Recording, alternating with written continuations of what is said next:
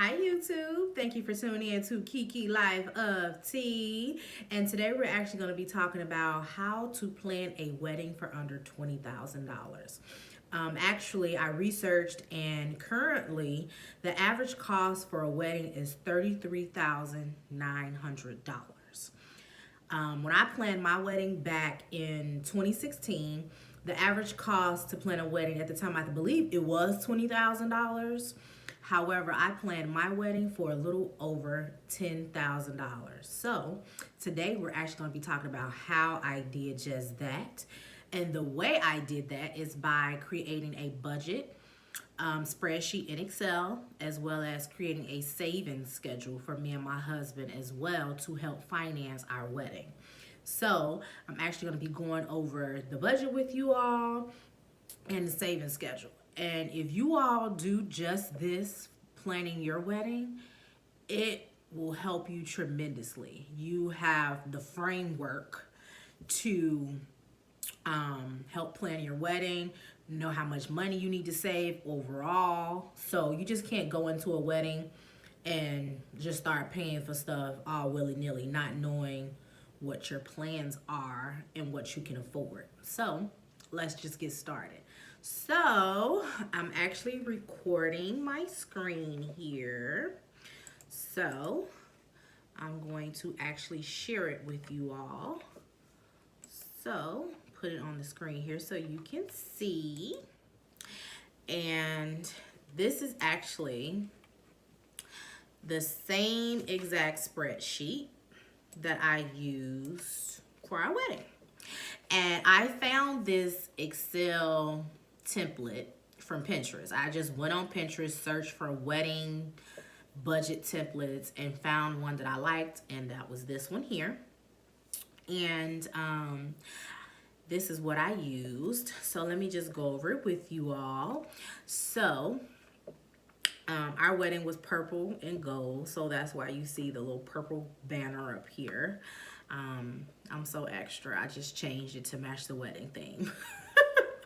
So column B is actually the column of where you would put the amount for that particular item or category of what you expect to pay for that item, or what you don't want to spend over for that item. And column C is actually the column you would enter the amounts that you actually paid for that item.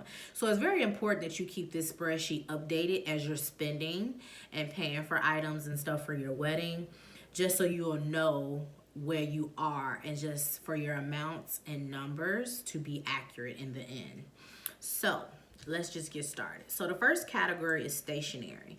So me and my husband, we didn't do paper wedding invitations. We did a wedding website. I'm a millennial, so I like to do anything digital that's time saving and that I can access off my phone. This wedding website, you actually could view it off your phone. It was real convenient, saved us a lot of money because paper wedding invitations can be very expensive. And personally, me, I feel like it's a waste of money because you send these invitations out, what do people do with them? They're going to actually go in the garbage in the end. People are going to lose them, you know.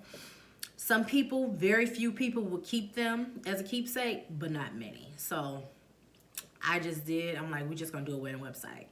And that wedding website displayed our engagement photos.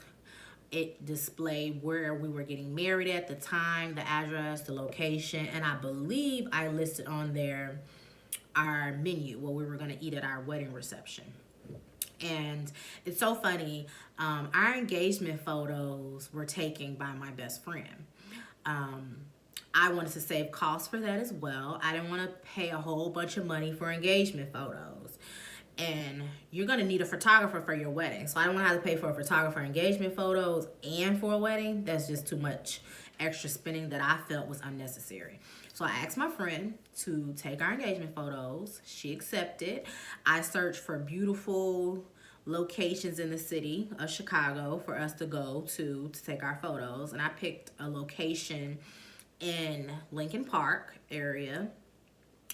And I believe it was some type of little forest or something. It was real pretty.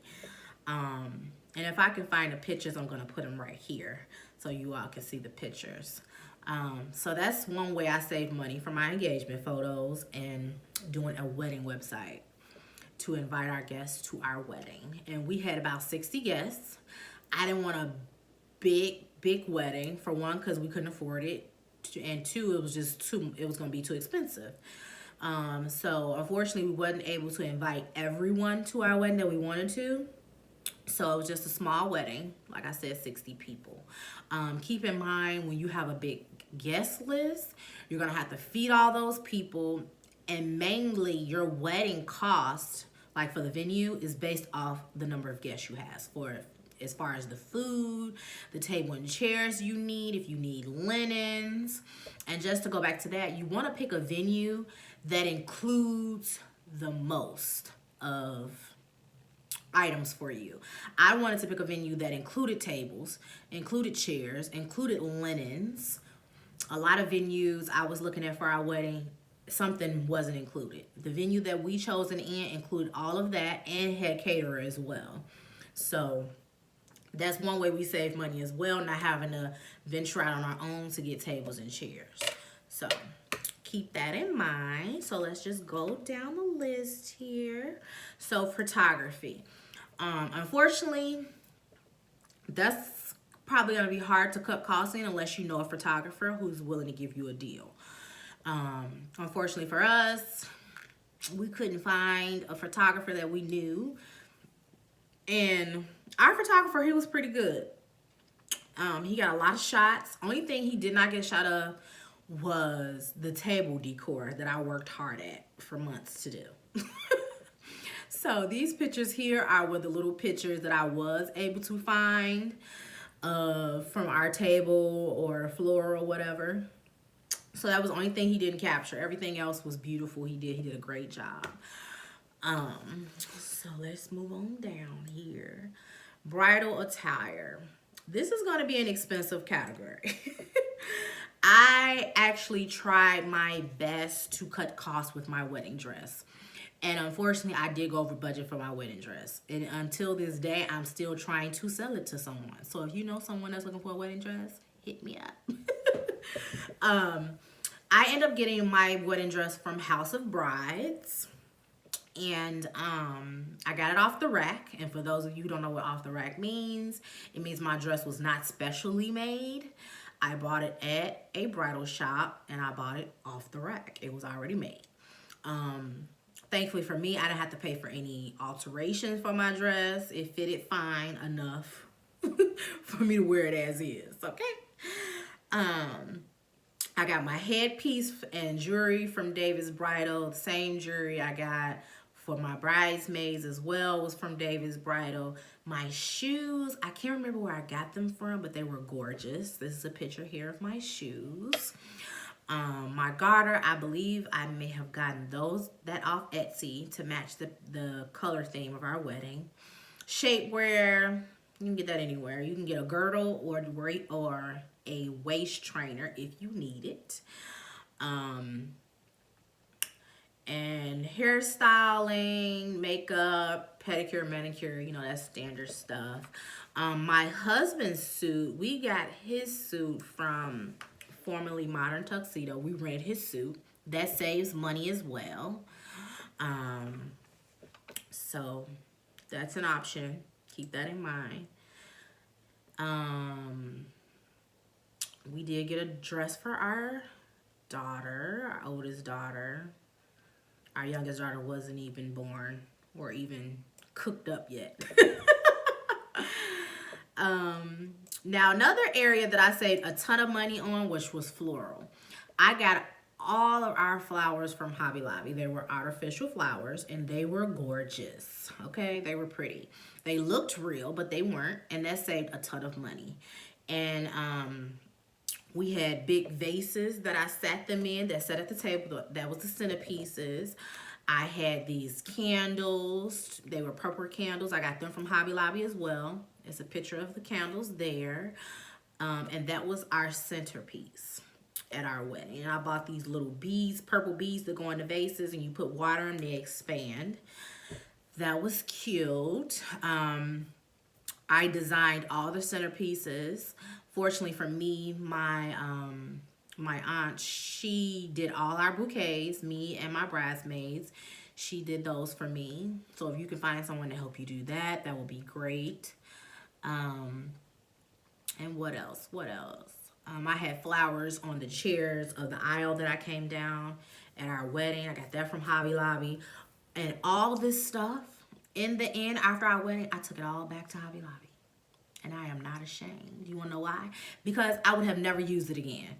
And it's like, I got some of my money back in the end. I think I probably got like $500 back in the end. So that saved a ton of money for us. And we got some of my money back, like I said. I saved every single receipt. No lie. I saved every single receipt, and I took those flowers and vases and whatever else I had that we didn't use or that we did use that I could take back, I took it back to the store. So that's an option for you. I wasn't too good to do it, and I sure did it, okay? Got some of my money back. Our wedding rings. We got our wedding rings from K Jewelers.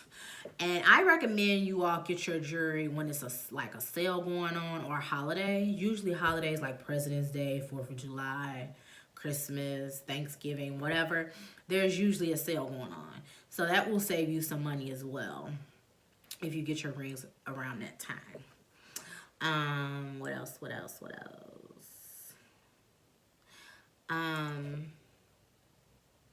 We did one ceremony during our wedding, which was the Unity Sand ceremony. I had some sand. My husband had some sand. I think his sand was like literally the color of sand. And mine was purple. And we pulled them together. And it kind of represented our souls coming together as one. It was cute. And this is a picture here of the vase that we poured it into in the end. And thankfully for me, my aunt's husband was a pastor, so he was our officiant. He married us, and we're forever grateful for them for that.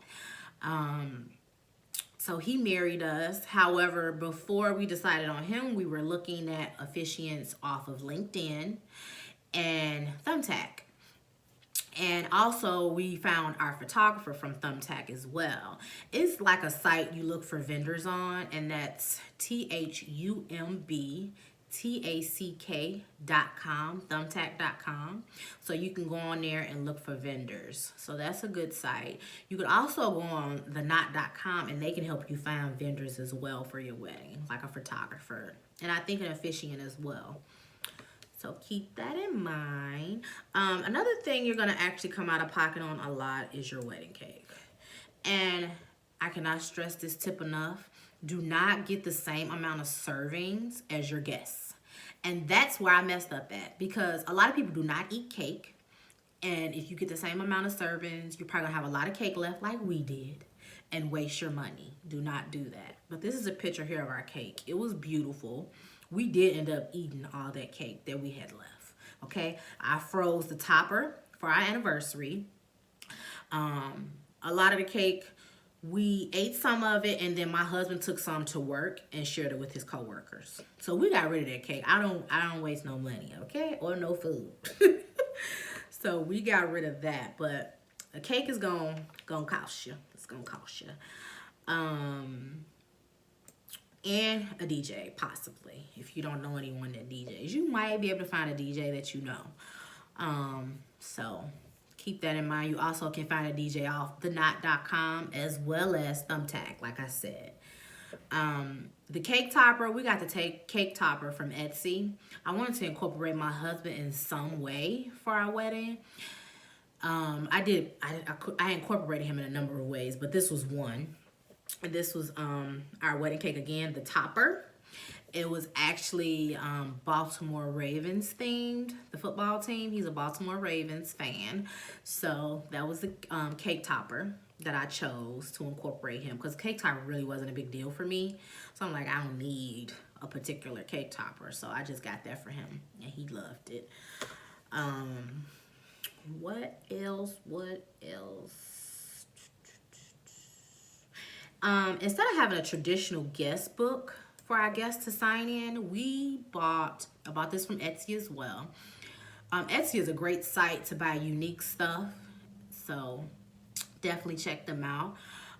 We actually bought this frame, and it had like a little cutout at the top, and it came with these wooden hearts. So our guests actually wrote their name on the hearts and dropped them in the frame, and it was a keepsake for us, and we still have it to this day. This is actually a picture of it right here. And we also got a money card box for people who wanted to like give us a gift. We did stress to people, like, we already lived together for 3 years before we got married. We had a housewarming, so we really didn't need anything for our house. But it would make us, we would appreciate it if people gave us money in a card, if they choose to, for us to use that money to go on a honeymoon. Because we were kind of cutting it close financially for a honeymoon, and I really wanted to go on a honeymoon with my husband. And thankfully, our guests helped make that happen, so thank you guys again for that. And also, thankfully for us, at the time, they had like this timeshare stand at the mall. Like, if you go for this presentation, getting information about a timeshare, they will give you a free trip. So that also helped finance our honeymoon as well. So we were really fortunate with that. I cut costs in a number of ways, and that was one right there. I was not ashamed to use that trip, okay? And lastly, party favors for your guests and your bridesmaids wedding party. This is a picture here of our party favor for our wedding. It was actually the same picture from our engagement photos that my friend took, and we had that same picture on an Oreo cookie for our guests. So they took that with them at our wedding. They could have ate it at the wedding or took it with them as a keepsake, even though they could still eat it. But that was our party favorite, and they were so cute. People loved them. So that was pretty much it as far as this budget goes. Down here at the end, this is the amount that I budgeted for. This was actually the amount that we ended up spending in the end. And this is the difference. This is how much money I saved us from the budgeted amount. So I saved us $1,471.24. Saved us even more money, okay? And then lastly, I created us a savings plan because I wanted to make sure that we had enough money to pay for this wedding. So that's why it's very important to create a savings plan for your wedding as well, because you don't want to get a month before your wedding and realize you are thousands and thousands of dollars still short. That's a nightmare, okay? So I based this pay schedule here from our paychecks. Every pay period, we had to put some money towards our wedding. The numbers that you see in green are money that we added more than what I estimated for that pay period. And anything in red, we came up short. But in the end, we did have enough money to pay for our wedding. This was the total amount right here that we both put in for our wedding. And this was a lifesaver because I don't like going in blind doing things, especially not nothing that's big like this. And doing a savings plan and doing a budget is two things that you need to do when planning for your wedding. You will thank me in the end, trust me. And it will give you a peace of mind. It really would. But that's all that we did for our wedding and how we saved money. I hope you guys use these tips when you're planning for your wedding, and I hope it was just as helpful for you as it was helpful for me. If you have any questions, be sure to comment below. If you have any stories from your wedding process, planning, and the day of, please share them with me. I would love to hear them. But that's pretty much it for my tips for planning and budgeting for your wedding. And like I said, if you have any questions or comments, please leave them below, and I'll see you guys next week. Thank you. Bye.